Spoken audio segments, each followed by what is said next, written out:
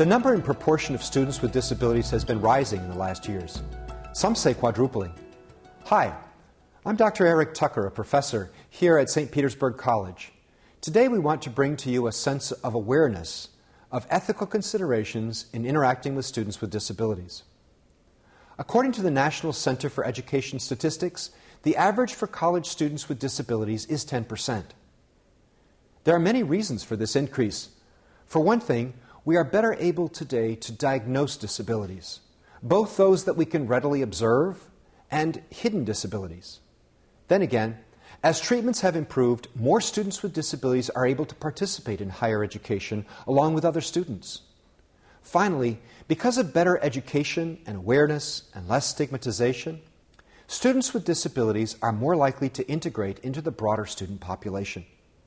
As a result, we are more likely to have students with disabilities in our classrooms.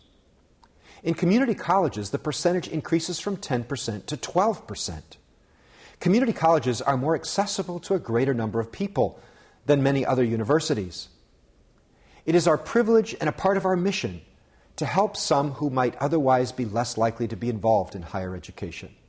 Some of our students are only now becoming aware of their disabilities. Often symptoms only appear in late teens and early 20s, so that it is likely that among our student population, some students may experience such a challenge for the first time during the college course. Many disabilities are hidden, over 40% according to a recent SPC survey. It is easy to recognize a wheelchair, but attention deficit disorders or bipolar disorders are more difficult to identify in a classroom situation and more likely to go unnoticed. The largest proportion of disabilities is classified as learning disabilities. The second largest group is comprised of mental disabilities and finally of physical disabilities. Well, my problem is when I'm with a professor, I don't have something that you can see. Mine is more mental. It's a learning disability where I sometimes have to go through things 3 or 4 times. And I notice I don't seem to get, or someone in my situation doesn't seem to get, the grace that someone who would be in a wheelchair or has a visible disability would get.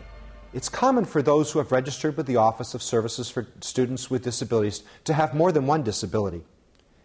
Given the national statistics and the number of students registered with our office, we can also assume that the majority of those who have disabilities do not make these known to the OSSD personnel. Ethics is an expression of one's values, priorities, and goals. To say that more plainly, it is an expression of right behaviors that is born and driven from the heart. Ethical theories tend to line up in 2 categories. One group of theories and principles focuses on practical results, pragmatic approaches, such as seeking the greatest good for the greatest number, or cost-effective use of resources for the greatest benefit. These are not the best approaches for addressing students with disabilities. Persons with disabilities repeatedly express their desire to be seen as persons with unique value and worth, and to not be defined by either their challenges or their potential. A second group of ethical principles focuses on issues such as human dignity and respect for one another. Students wish to be seen as persons apart from their disabilities, individuals who have extraordinary challenges. There's an important difference between saying persons with disabilities and disabled persons.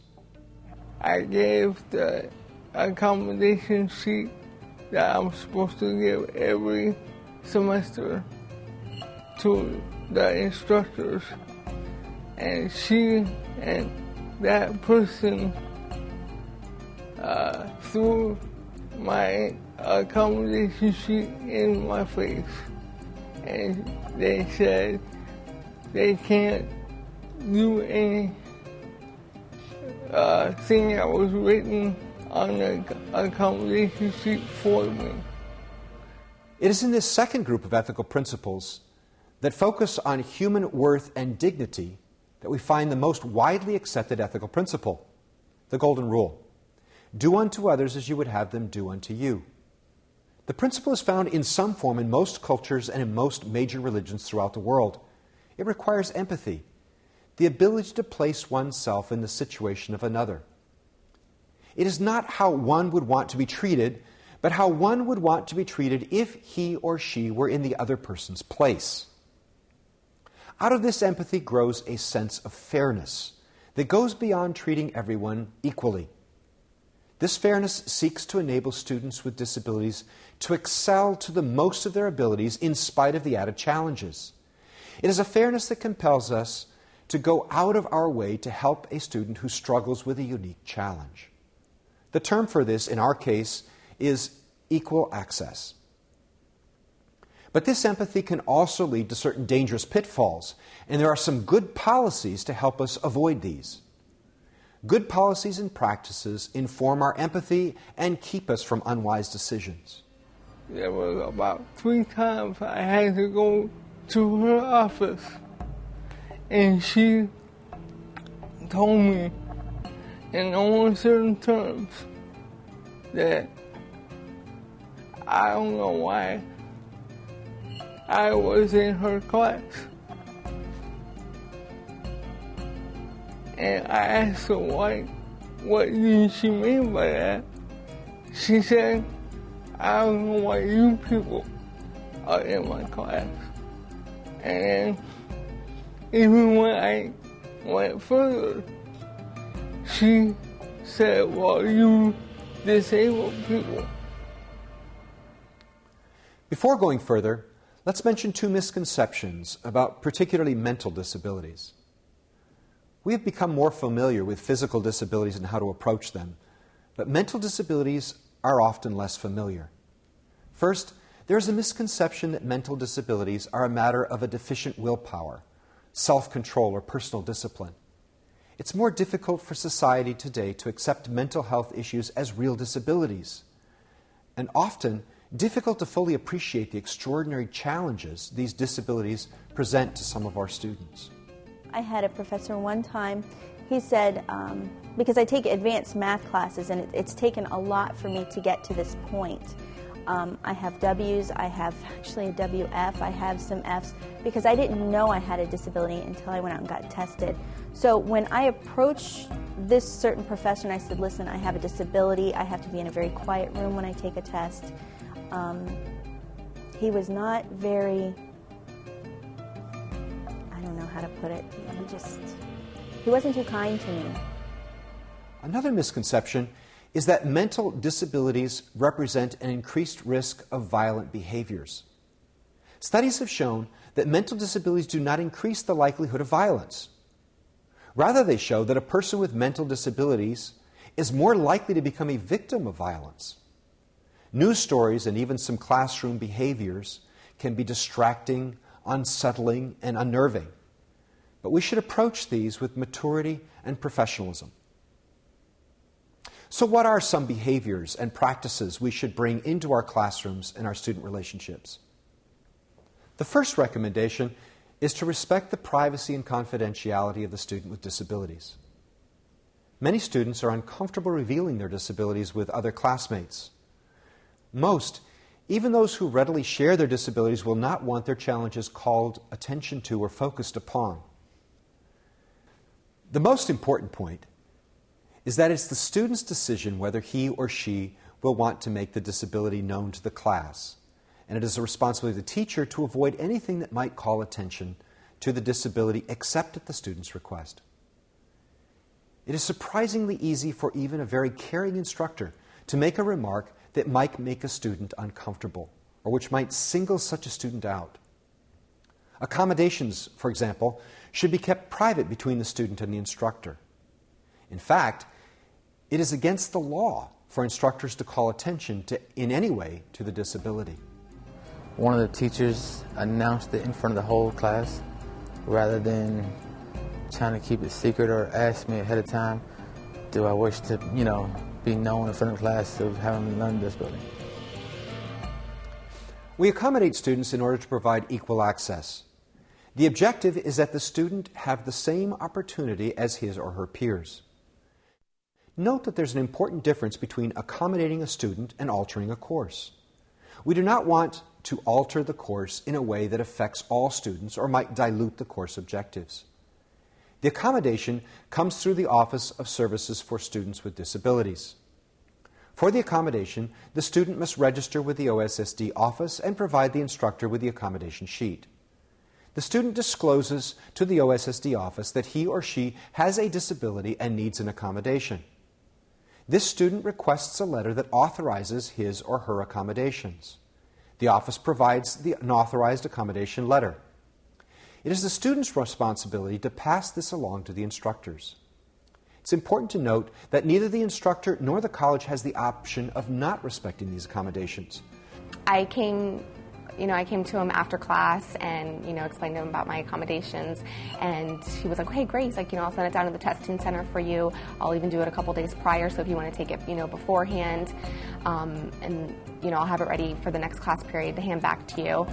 And then also, anytime that he had questions about it, he'd, ask me after class and not in front of the class, which I really liked because, he did it after and didn't do it in front of people, so. Not only are the accommodations good ethics, but they are legally required. It is not something to be arranged directly between student and teacher, but rather through the OSSD office. A third important recommendation is to stay in the instructor role. Do not provide counseling or medical recommendations.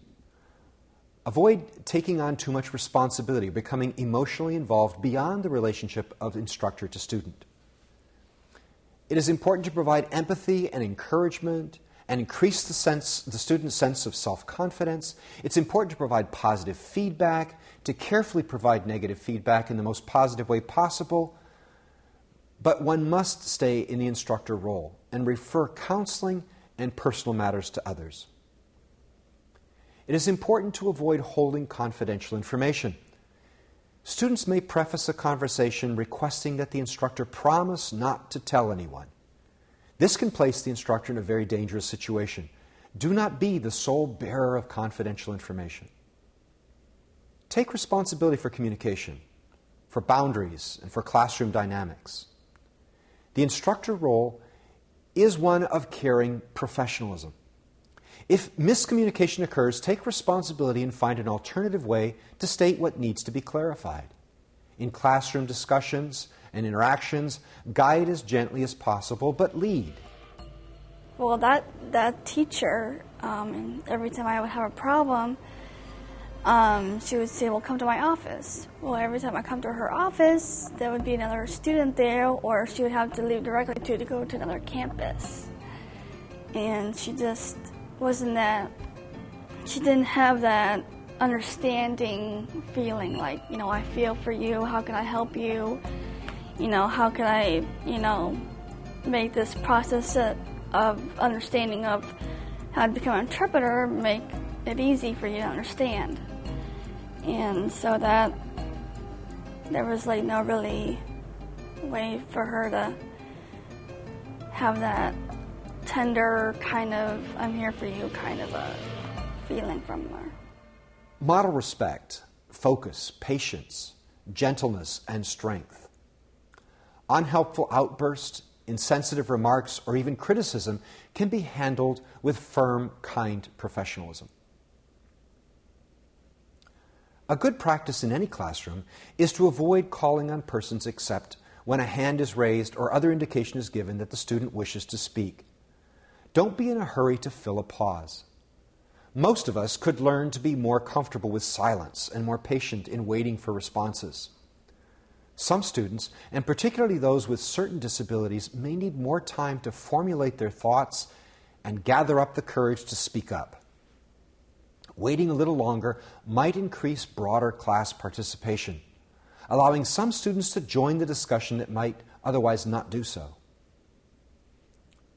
The national averages of students with disabilities is 12% for two-year colleges and 10% for four-year colleges. At St. Petersburg College, only 2% are registered with the Office of Services for Students with Disabilities. It's likely then that a lot of students who could benefit are not taking advantage of the help that's available. Here are some reasons why students and instructors should make use of the office by registering or referring. For one thing, the accommodation sheet needs to be requested before the assignment. Little can be done for students after the assignment is passed. the office can help the students to start out right. It is also a help for the instructor to have the backing of the OSSD office. The instructor will not have a complete understanding of the issues or guidelines. It is illegal, for example, for the instructor to ask the student to identify his or her disability.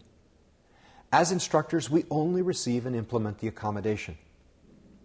Another very important reason to refer students to the OSSD office is that it can provide guidance and follow-through that might make the difference in the success of the student. I've had teachers react positively when I've had a problem with a note taker, or there's something wrong with my note taking. The teacher will talk to the note taker and say, can you rewrite it in a pen so that the student can read it better, instead of just just accepting it. And she's helped me go through the avenue of getting a hold of the note taker and help figuring out my problem. Referring students to the Office of Services for Students with Disabilities can at times be a sticky situation. You don't want to come across as diagnosing or assuming a student has a disability, so it is recommended to focus on behaviors that you are observing, such as changes in energy level or mood or alertness or dress and appearance, attendance or in completion of work. By addressing the behaviors and stating that you are concerned, you can then refer the students to speak to the learning specialist at the OSSD office at their home campus. You can also serve your students by regularly recommending the OSSD office in the opening day of classes, encouraging students to seek help for whatever special situation they may have. Finally, you may want to be aware of a strengthening trend referred to as universal design. This is an emphasis on designing our instruction for a variety of learning styles. This includes offering a variety of alternative methods for assessment or presenting information in verbal, visual, as well as auditory formats. For example, a class may offer a final exam or a group project or a prepared presentation, and allow the student to choose the assessment method that best matches his or her abilities. Everything she wrote on the board, she would write out for me, send it to me in email. She made videos for me, and she was just so amazing and so accommodating. She went above and beyond. I was not expecting her to do everything that she did. In the future, such practices may make higher education still more accessible for those with disabilities. For certain classes of universities, there are already legal requirements to present the course content in a variety of formats to all students, such as presenting course notes on Angel, or closed captioning on all videos, or making sure that all documents are readable by software that changes the computer text to spoken word. These are the ideas in universal design. So then, ethical instruction in the classroom is a combination of empathetic caring, of professionalism, and of wise and well-guided behaviors and policies. The end result is what we all seek: the personal and professional development of those students entrusted to us.